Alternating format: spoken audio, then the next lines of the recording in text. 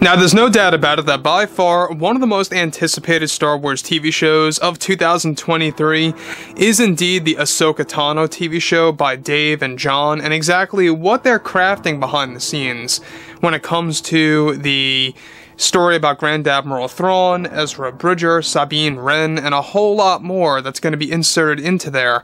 That's also going to borrow aspects from the Thrawn trilogy books from the 1990s.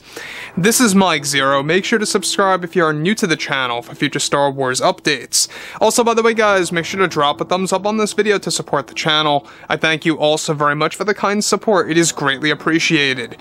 Now, one thing about the new universe between Favreau, Filoni, and Lucas is that they are setting a lot of things up to really further expand some of the core characters like Luke, Din Djarin, Grogu, Ahsoka, and a whole lot more as well.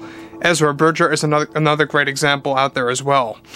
Now, when you look at everything of what Favreau's been talking about most recently, he's been very much talkative about what his plans and goals are for the Mandoverse, what he and Filoni are working on, and to what extent the big revelations are really going to be and how big of an impact they're going to have on the Skywalker saga. He recently constantly kept on talking about how the whole Grogu true identity thing is going to be a big deal and how it's really going to be a landmark in the Star Wars universe as a whole.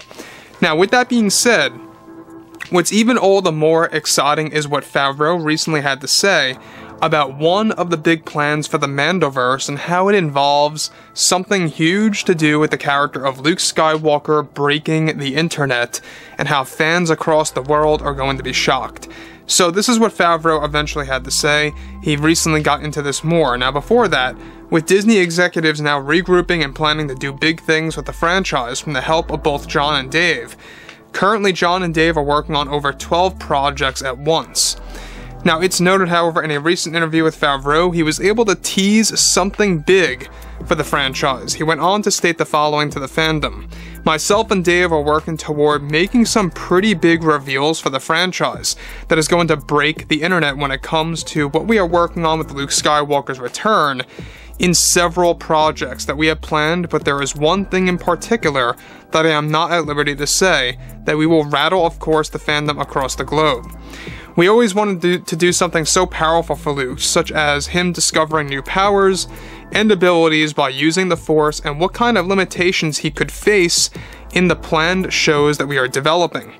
I can promise everyone right now that we are on a mission to doing something so significant with Luke Skywalker's abilities that we can assure it will break the internet and become a raving storm by fans that will be talked about for several years."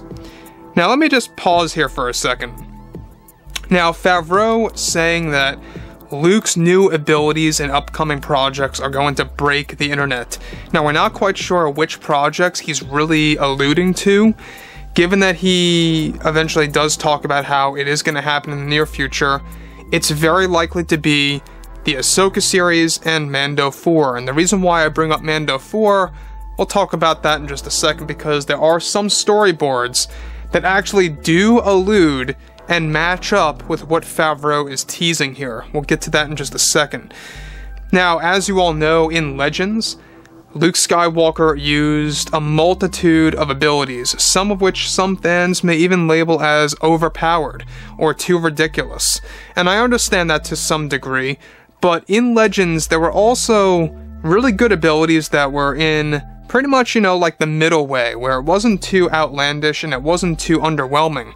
It was just perfect, and there's a lot of examples of that. However, what Favreau is about to establish in the upcoming Star Wars shows is that he wants to show fans that Luke truly is the strongest Jedi alive during his time in between Episode 6 and Episode 7. That's what they're trying to set up right now. And that, to me, I think is a very interesting angle of Star Wars for both Favreau and Filoni to expand on, especially those two. I mean, Jon and Dave, these are guys that grew up with Luke. They love the character. They cherish the character. They want to make sure that they are going to be able to explore pretty much all the avenues and angles of the character. Now, this is where things begin to get all the more interesting of what Favreau further has to say.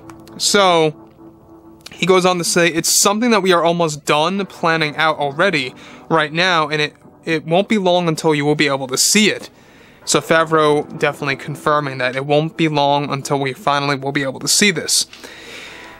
Now, apart from what Favreau stated, this most likely alludes to one of the storyboards that were recently completed by Jon and Dave for Mando 4, where Luke Skywalker is going to literally change the terrain of Ossus by shifting mountains and changing the landscape of the environment around his Jedi temple by use of the Force. Let me just bring up something here quick. This is a very interesting point in the storyboard and how it may match up with why Ossus looks a little bit different as far as the terrain and landscape goes in the Last Jedi flashbacks. And then when you look at The Mandalorian, or the Book of Boba Fett, I should say, in that scene, the terrain does look quite a bit different. You know, the mountains are differently shaped, they're not in the same exact order, there's more space behind the temple at times. I mean, if you look closely, there are differences. This could very well be Favreau and Filoni's way of canonizing why it's different in comparison between The Last Jedi's terrain and the Book of Boba Fett's terrain of the world of Ossus, the location of Luke's Jedi student temple. Now, that's one thing. The other thing, the other storyboard is even all the more surprising, is that it could also allude to another storyboard planned to be used as a flashback that was storyboarded showcasing Luke Skywalker taking down a Star Destroyer during the Battle of Jakku, that is also slated to appear in Mando 4. Nonetheless, Favreau is promising this new ability will break the internet for fans. Back to the Star Destroyer sequence. This was supposed to be a big deal in Rangers of the New Republic, one of the Star Wars shows that unfortunately got cancelled.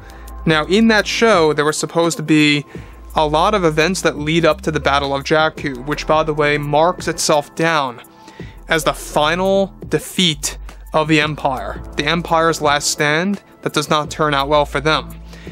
And in that moment, they were going to have a flashback in Rangers that would actually include Luke doing that. But now that that's cancelled, Favreau confirmed about a month ago that they're basically taking aspects from those scenes in the script and throwing it into other shows.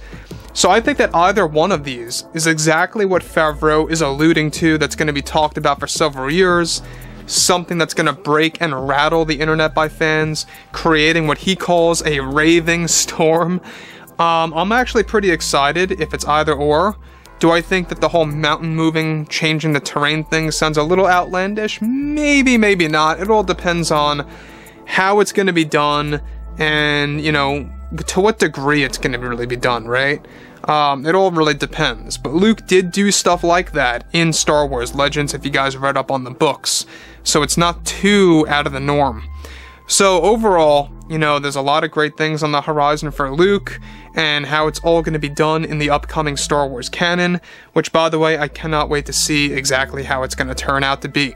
Anyways, guys, you know, drop a comment below. Let me know what you guys have to say about all this below in the comments, and if you guys did enjoy the content for today, make sure to drop a thumbs up on this video to support the channel. I thank you all so very much for the kind support, and I'll catch you guys next time.